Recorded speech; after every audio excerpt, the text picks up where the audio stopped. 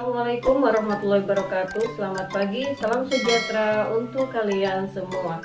Hai anak pintar, jumpa lagi dengan Ibu Lilis. Pada hari ini kita akan belajar tentang tema 9, subtema 3, pembelajaran 1. Sebelum belajar, silakan kalian siapin dulu buku dan alat tulisnya, dan tidak lupa kita berdoa. Berdoa dimulai. Yuk kita mulai belajarnya, yaitu pembelajaran 1 subtema 3, yaitu tentang tokoh penjelajah angkasa luar.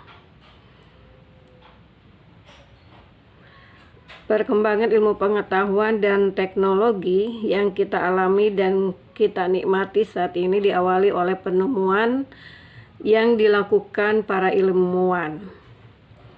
Semua alat yang kamu gunakan adalah hasil penemuan dan pengembangan teknologi dan ilmu pengetahuan. Di sini kamu sudah mengerti bahwa untuk melihat benda-benda langit diperlukan sebuah alat yang disebut teleskop. Tahukah kamu siapa penemunya? Nah, di sini ada bacaan, yaitu Galileo Galilei.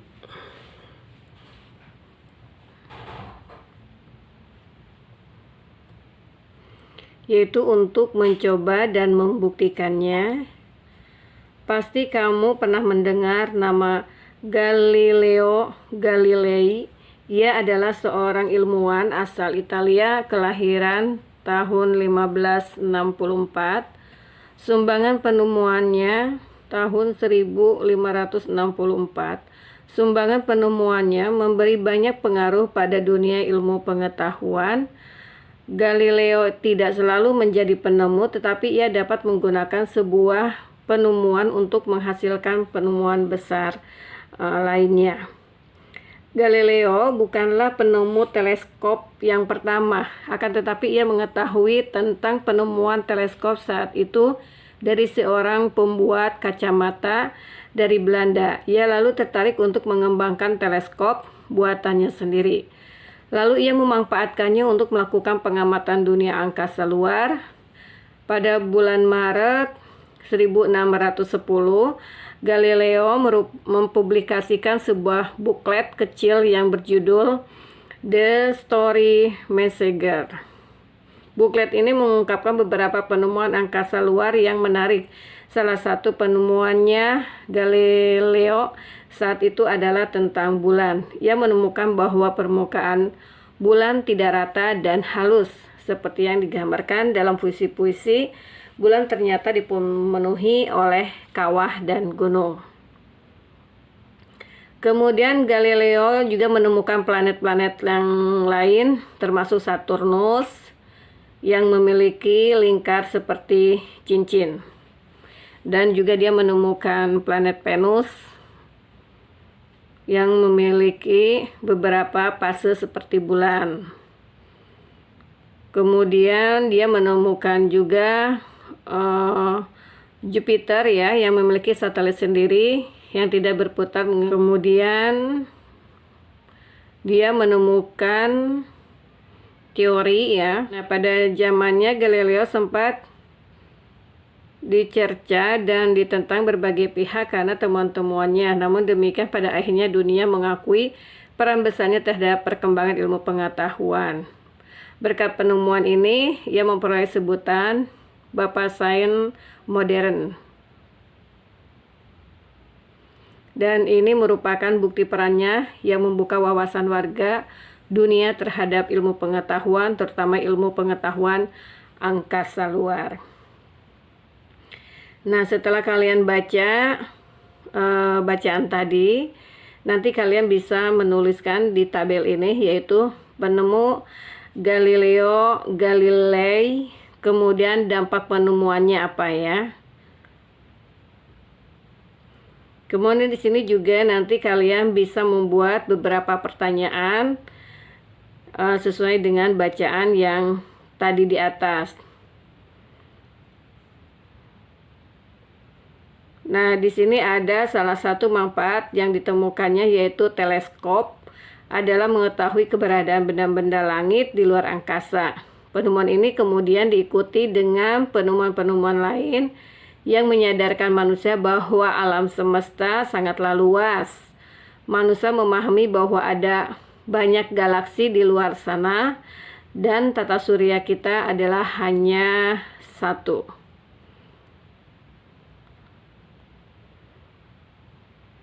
Manusia memahami bahwa ada banyak galaksi di luar sana dan tata surya kita adalah hanya salah satunya.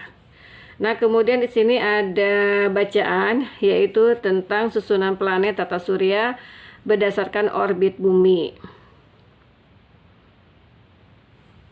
Jadi kesusunan tata surya ini memiliki keunikan tersendiri ya. Matahari sebagai pusat tata surya dikelilingi oleh berbagai anggota lainnya seperti planet, asteroid, satelit, meteorit, dan komet.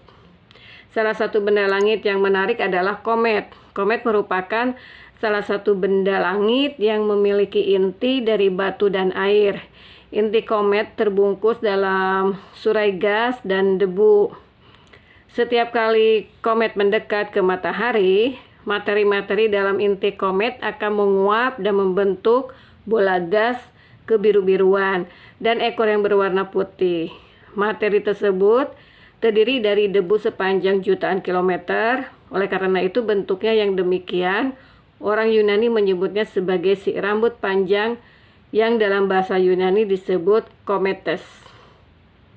Asal kata dari komet. Nah, ini adalah planet ya.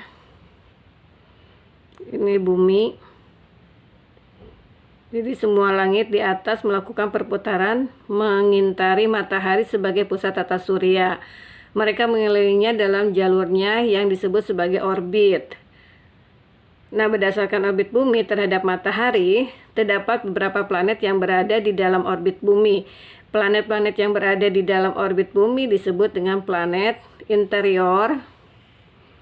Ini yaitu Merkurius, Venus, sedangkan planet-planet yang berada di luar orbit bumi disebut dengan planet superior, yaitu Mars, Jupiter, Saturnus, Uranus, dan Neptunus. Nah, nanti kalian bisa mengisi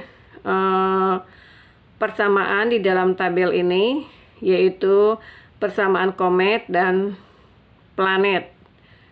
Kemudian ada perbedaannya ya, yaitu perbedaan dari komet dan planet.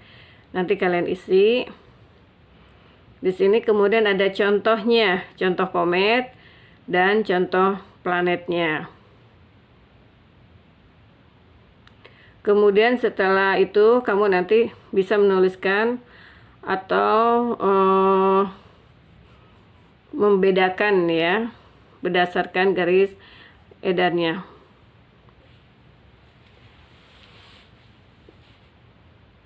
Nanti di sini kalian tulis yaitu tentang sistem tata surya yang telah kamu ketahui dari bacaan di atas. Kemudian setelah itu baru kalian simpulkan ya. Nah, di sini ada bacaan yaitu tentang kesempatan yang hilang. Nah, ini ya bacaannya. Silakan nanti kalian baca bacaan ini sampai kalian membacanya tamat dan pahami apa isi dari bacaan tersebut ya. Di sini. Nah, jadi setelah nanti kalian baca, bisa kalian ceritakan ya, kamu ceritakan lagi sesuai dengan kata-kata kalian. Nah, di sini nanti bisa kalian isi ya. Kemudian di sini juga sama, bisa kalian isi ya. Nah, ini kemudian perasaanku bagaimana ya terhadap pengalaman atau dalam cerita di atas. Kemudian cerita tersebut mengingatkan aku tentang apa ya, silakan kalian isi. Nah, di sini juga ada tabel yang perlu kalian isi ya. Di sini ada nomor, kemudian ada alat atau benda, kemudian ada penemunya ya, penemunya siapa ya. Di sini kalian isi penemunya juga siapa, kemudian kegunaannya untuk apa ya, kemudian apa yang akan terjadi bila penemuan ini tidak atau belum ada. Nanti bisa kalian jawab. Nah, anak-anak, untuk belajar hari ini Ibu cukupkan sampai di sini. Mudah-mudahan apa yang Ibu jelaskan kalian paham dan berguna untuk kalian. Kita berjumpa lagi dengan pelajaran yang lain. Tetap semangat, tetap belajar. Assalamualaikum warahmatullahi wabarakatuh.